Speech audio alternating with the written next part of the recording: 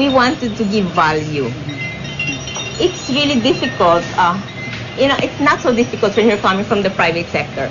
But when you're trying to mold kids from public schools who have sometimes to cross duha ka suba to get to your school, sometimes they even have to change shoes, and then every term, promissory note, it's a blessing when they finally leave your campus, they have their diploma, and they're on their way. The business of education is really a business. And when you